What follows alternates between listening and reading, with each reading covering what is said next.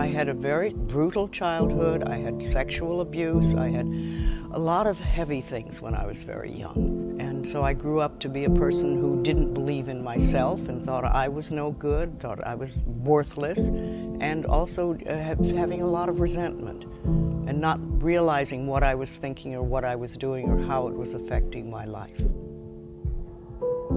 One day I heard somebody say, if you're willing to change your thinking, you can change your life. And I thought, really? Really? Is that possible? So I started to explore. And then I kept studying and learning. And as I learned, I would teach other people.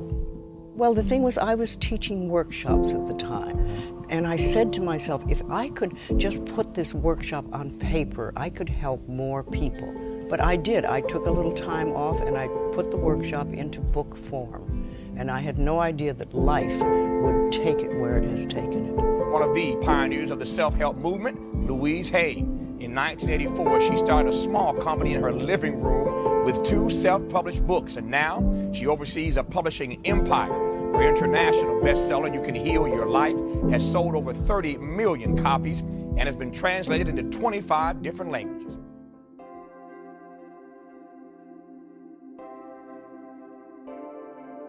You say you have to start with beginning to love yourself. You hear a lot of that in the 80s, and what does that mean? It means to stop putting yourself down, stop criticizing yourself, stop mistreating yourself. Begin to treat yourself as something that's very precious.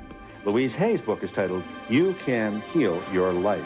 Absolutely. You know, all babies are born loving themselves, and then somewhere along the line we believe people who are frightened or angry, Yes. and we start to think that we're not good enough. And very often we mistreat ourselves because we don't feel we're good enough. What is this? What is affirmation? Affirmations are every statement you ever make, everything you say, but when you do an affirmation, it means you make a positive statement to create something you want in your life. That's why I like to teach people to love themselves, just to love and adore who you are. Does that work if you really aren't loving life so much?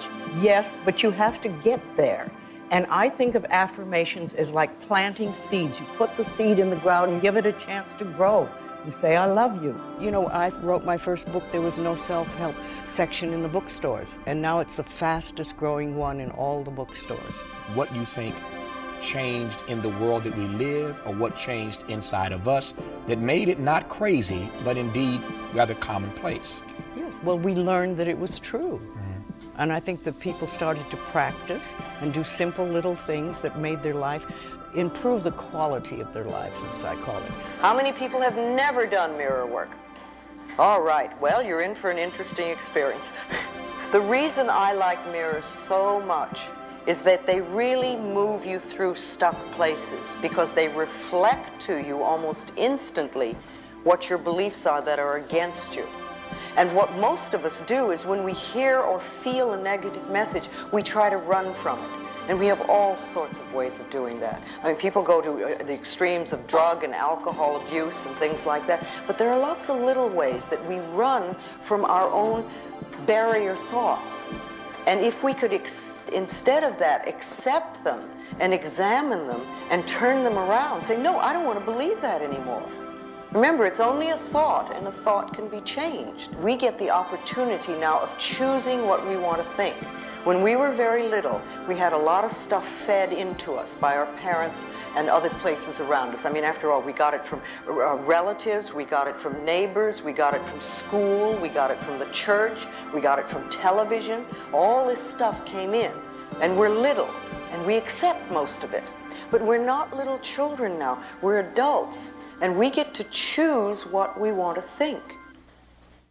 See, all that energy that you've turned negatively towards yourself, you can use that powerful energy and turn it in a positive direction. I really love this person. I love too. You have my permission. Reach out a hand.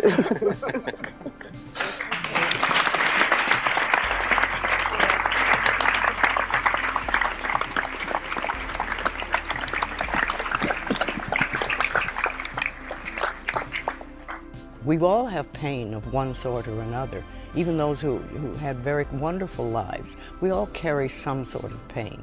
But it's wonderful when we can find out that we're not wrong, we're not bad, we are good enough, we're worthy of opening our life and having a better life. We can start to look in a different way.